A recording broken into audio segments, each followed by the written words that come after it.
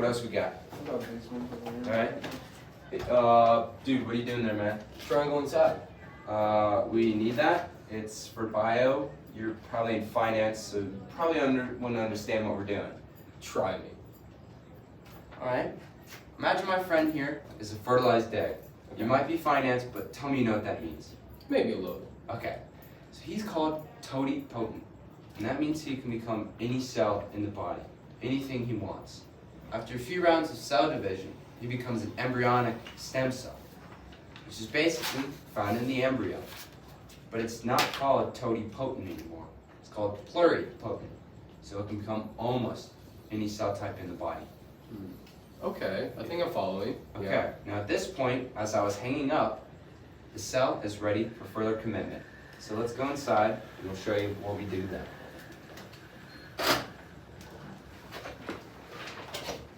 So at this point, the embryonic stem cell can take one of three paths: the endoderm, the mesoderm, or the ectoderm.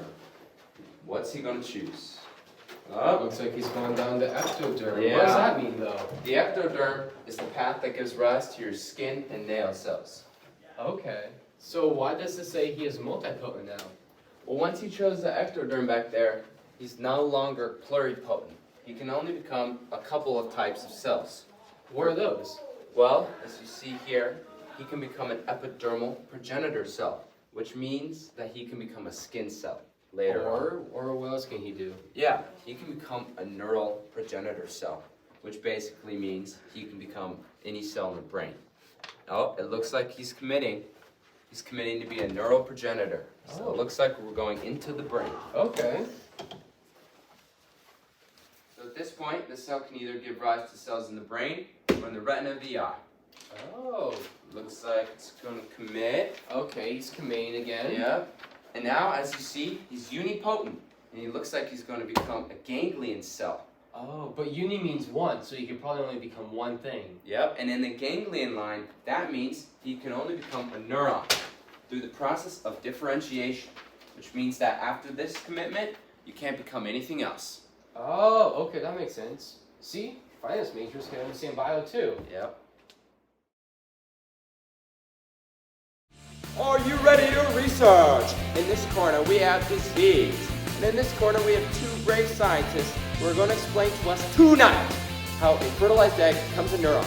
The first scientist, Luke Getson!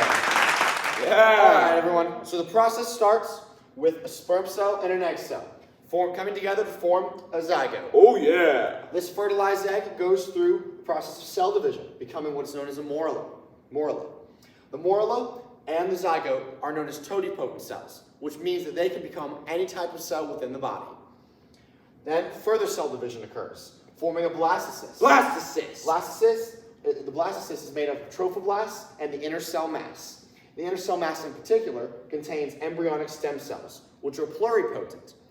This means that they can become almost any type of cell within the body, with the exception of placenta cells. Then the process of cell commitment occurs. In this process, the cell chooses a path, but once it chooses it, it can't go back. Then the human embryo is formed, which is made up of three different germ layers. The endoderm, which makes up the liver and the pancreas. The mesoderm, which makes up blood cells, skeletal cells, and muscle cells. Then the ectoderm, which will be our main focus tonight, which makes up the nerves and the skin cells. All of these cells are multipotent, which means they can become a variety of cells within the body. Our next scientist, Soma, Nashwan! Continuing from what my colleague Luke said, the ectoderm goes through a process of commitment in which it can either become the epidermal progenital cells, which become the epidermis cells, Skin cells! or it can become the neural progenital cells. Those cells go through another process of commitment in which they can become either retinal progenital cells or brain progenital cells. The retinal progenital cells go through another process of commitment, becoming cone precursor cells, rod precursor cells, and ganglion precursor cells, all of which are unipotent, which means they can only become one type of cell after this. Through a process which is called differentiation. For example, cone precursor cells can become cones through differentiation, rod precursor cells become rods, and ganglion precursor cells become neurons. You hear that, blindness? Parkinson's, we're coming for you. Step into the ring. It's going to be a knockout.